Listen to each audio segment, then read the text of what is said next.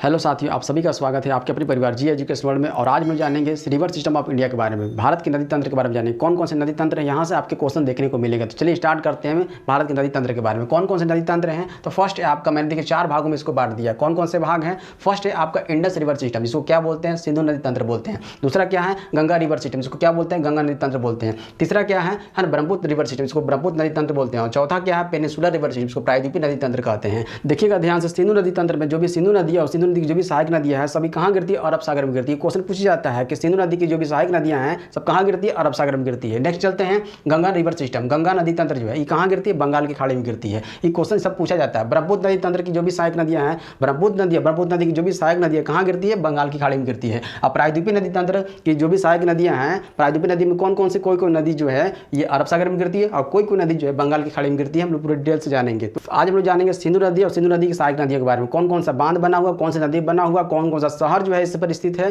पूरी जानकारी लेंगे। तो वीडियो को ध्यान से देखिएगा। सिंधु नदी का उद्गम कहां से होता है? तो तिब्बत के मानसरोवर झील से जो है सिंधु नदी का उद्गम होता है। क्वेश्चन पूछा जाता है कि सिंधु नदी का उद्गम कहां से होता है? तो सिंधु का उद्गम जो है मानसरोवर झील से होता है। तिब्बत के मानसरोवर झील से सिंधु नदी का उद्गम होता है। इसमें जो है सियोक नदी आकर के मिलती है। पूछा जाता है कि सियोक नदी किसकी सहायक नदियां हैं? सियोक नदी जो है सिंधु नदी की सहायक नदी है, इसी में आकर के ये मिल जाती है। आगे चलते हैं, तिब्बत से होती हुई कौन सी नदी? सिंधु नदी जो है तिब्बत से होती हुई कहां जाती है? पाक अधिकृत कश्मीर मतलब पीओके में बहती है। पीओके में बहती हुई कहां चली जाती है? अरब सागर में जाकर गिर जाती है। सिंधु नदी की सहायक नदी कौन कौन सी है? तो सतलज है, ब्यास है, चिनाब है, रावी है, झेलम है। सतलज है, ब्यास है, चिनाब है, रावी है और झेलम है। ये 5 जो नदियां हैं, ये क्वेश्चन पूछा जाता है। 5 जो नदियां हैं ये सहायक नदियां किसकी सहायक नदियां हैं? मतलब कि जब सिंधु जो अरब सागर में गिरती है तो इसकी सहायक नदियां भी अरब सागर में गिरेगी। मतलब जितने भी नदियां 5 नदी दिख रहा है ना, 5 नदियां सभी जो है अरब सागर में जाकर गिरती है। क्वेश्चन पूछा जाता है। आगे चलते हैं, तो सिंधु की सबसे बड़ी सहायक नदी कौन सी है? यहाँ देखिएगा, सिंधु की सबसे बड़ी सहायक नदी जो है सतलज नदी। सतलज नदी जो है सिंधु की सबसे बड़ी सहायक नदी। क्वेश्चन पूछा जाता है कि सिंधु की सबसे बड़ी सहायक नदी कौन सी है? तो सतलज नदी है।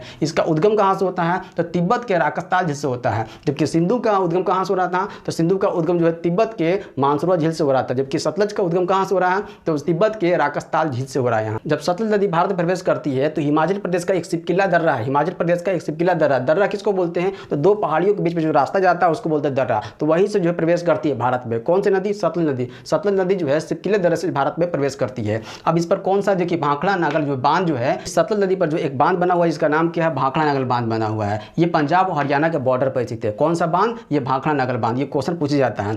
अब ये सतलज नदी जो है पाकिस्तान में मिठानकोट के पास जाकर सिंधु नदी को ज्वाइन कर लेती है। ये क्या करती है? पाकिस्तान में जो एक मिठानकोट एक जगह है वहां पर जाकर सिंधु नदी को ज्वाइन कर लेती है। कौन सी नदी? सतलज नदी जाकर ज्वाइन कर लेती है। आगे चलते हैं ब्यास नदी। ब्यास नदी पूरी तरह से भारत में बहने वाली नदी है। क्वेश्चन पूछा जाता है कि पूरी तरह से सिंधु नदी तंत्र की कौन सी सहायक नदियां हैं जो पूरी तरह से भारत में बहती है? भारत में उसका उद्गम होता है, भारत में खत्म हो जाती है। कौन सी नदी है? तो ब्यास नदी। ब्यास नदी जो है पूरी तरह से भारत में बहने वाली नदी है। इसका उद्गम कहां से होता है? तो हिमाचल प्रदेश के रोहतांग दर्रे से जो है जिला चंबा से जो है इसका उद्गम होता है। अब किसको ज्वाइन कर लेती है? तो ये जो है सतलज को आगे चलकर ज्वाइन कर लेती है। यहाँ समझ में आ गया। आगे चलते हैं हम लोग। अब देखिएगा ध्यान से, इस ब्यास नदी पर जो है एक बांध बना हुआ है जिसको पोंग बांध बोलते हैं। पोंग बांध का दूसरा नाम क्या अब हो गया है? अब ये महाराणा प्रताप बांध हो गया। क्वेश्चन पूछा जाता है ब्यास नदी पर कौन सा बांध बना हुआ? तो पोंग बांध बना हुआ है जिसको महाराणा प्रताप बांध भी कहा जाता है। ये कहां पर है? तो हिमाचल प्रदेश जिला कांगड़ा में ये स्थित है। कौन सा बांध है ना? पोंग बांध है। आगे चलते हैं चिनाब नदी। चिनाब नदी का उद्गम कहां से होता है? चिनाब नदी का उद्गम जो है हिमाचल प्रदेश के बारालाचा दर्रा से हो रहा है। हिमाचल प्रदेश के बारालाचा दर्रा से जो है चिनाब नदी का उद्गम हो रहा है। इसकी 2 सहायक नदियां चंद्रा और भागा। क्वेश्चन पूछा जाता है चंद्रा और भागा जो है किसकी सहायक नदियां हैं?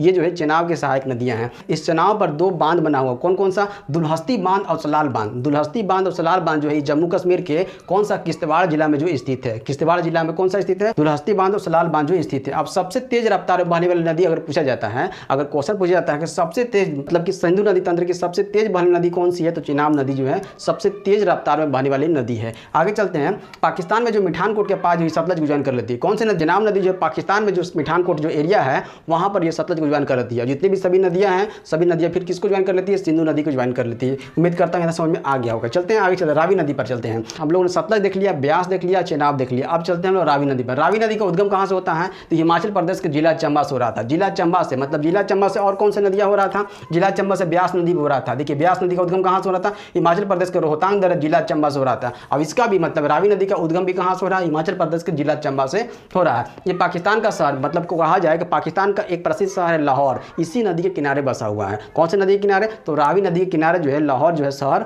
बसा हुआ है। थिन बांध जिसका अब क्या नाम हो गया है? राणा रणजीत सिंह बांध हो गया। ये क्वेश्चन पूछा जाता है कि राणा रणजीत सिंह बांध जो है कौन सी नदी बनाया गया है? तो ये रावी नदी बनाया गया है। कहां पर स्थित है? पाकिस्तान में एक पंजाब है, भारत में पंजाब है, जो पाकिस्तान में पंजाब है वहाँ पर जो ये जो है बांध जो है थिन बांध, जिसको राणा रणजीत सिंह बांध कहते हैं, ये स्थित है। आगे चलते झेलम नदी। झेलम नदी का उद्गम कहाँ से होता है? झेलम नदी का उद्गम जो होता है जम्मू कश्मीर होता है। जम्मू कश्मीर जिला कौन सा? बेरीनाग से, है ना, शेषनाग की पहाड़ी, शेषनाग की पहाड़ी से जिला बेरीनाग से जो है जम्मू कश्मीर में कहाँ किसका उद्गम होता है? तो ये होता है झेलम नदी का उद्गम होता है। इसी नदी पर जो है एक बांध स्थित है, कौन सा? उरी बांध। ये क्वेश्चन पूछा जाता है उरी बांध जो है कौन सी नदी पर स्थित है? उरी बांध जो है ये आपका झेलम नदी पर स्थित है। इस नदी किनारे श्रीनगर शहर जो है बसा हुआ है। कौन सा शहर बसा हुआ है? श्रीनगर शहर बसा हुआ है। लाहौर कौन सी नदी के किनारे बसा हुआ है? तो लाहौर जो है रावी नदी किनारे जो है बसा हुआ है। ये जो है दो झीलों को पानी प्रोवाइड करती है। कौन कौन से दो झील हैं? तो एक है आपका डल झील और दूसरा है उलर झील। उलर झील पर तुलबुर परियोजना है, उलर झील पर तुलबुर परियोजना जो है बनाई गई है उलर झील पर। और उलर झील है, उलर जो झील है ये भारत की सबसे फ्रेश वाटर झील अगर पूछा जाए कौन सी है तो उलर झील है। कहाँ पर स्थित है? ये जम्मू कश्मीर में स्थित है। और कौन सा? डल झील। डल झील पर क्या है? डल झील पर जो है पोस्ट ऑफिस जो तैरता हुआ पोस्ट ऑफिस बनाया गया है। कहाँ पर? डल झील बनाया गया। उम्मीद करता हूँ कि सिंधु नदी और सिंधु नदी की जो भी सहायक नदियाँ हैं और कौन कौन सा बांध जो है, कौन कौन सा जो शहर बसा हुआ है आपको समझ में आ गया होगा। आगे हम लोग जानेंगे किसके बारे में? गंगा नदी तंत्र के बारे में। ये थोड़ा टॉपिक बड़ा है, हम लोग अच्छी तरह से जानेंगे। इस वीडियो को यहीं तक रखते हैं। धन्यवाद।